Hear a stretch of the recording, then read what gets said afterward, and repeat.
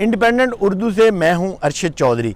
इस वक्त हम मौजूद हैं शेखुपुरा के इलाके कोट गाजी में, जहां पर मुलजिम आबिद अली का घर है, जो कि मोटरवे रेप केस का मरकज़ी मुलजिम बताया जा रहा है। ये मेरे अकब में आप देख सकते हैं, ये उसकी रहायश गाह है। ये छोटा सा एक मकान है जहां पर वो अपनी फैमिली समेत आबाद था, और यहाँ पर अहले इलाका की जानिब से उसके बारे में जो राय दी जा रही है वो भी कोई मुस्बत राय नहीं है। ये आप देख सकते हैं कि उसके घर की ये एक दीवार भी नहीं है, और ये पीछे सारा खुला इलाका है, जहाँ से पुलिस की जानिब से बताया जा रहा है कि जैसे ही पुलिस की गाड़ी देखी और वो फरार हो गया।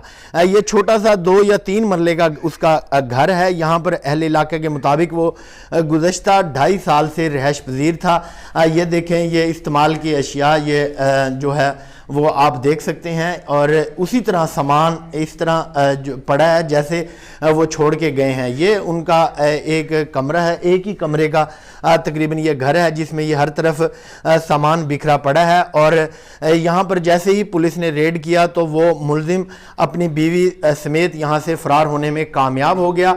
IG पंजाब के मुताबिक पुलिस ने उनके ये जो रहायश गाह है इसे तलाश करके यहाँ पर रेड किया था, लेकिन गाड़ी को देखते ही मुलजिम अपनी बीवी को लेके तो फरार हो गया, लेकिन उनकी जो एक बेटी थी वो पुलिस ने जो है वो तहवील में ले रखी है। ताहम यहाँ पर अहले इलाका का कहना है कि जब से वो फरार हुआ है यहाँ घर पर वो अभी तक वापस नहीं आया। इस घर में कोई भी अजीज रिश्तेदार मौजूद नहीं है, ना ही यहाँ पर कोई सिक्योरिटी लगी हुई है। ये घर ओपन पड़ा हुआ है इस वक्त।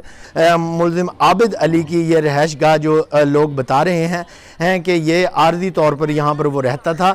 ताहम मज़ीद इस बारे में उन्हें ये मालूम नहीं था कि वो इस लेवल का और इस तरह का क्रिमिनल है, क्योंकि अहले इलाका ने बताया कि वो रात के वक्त शायद जाता था और वारदात करके वापस आ जाता था।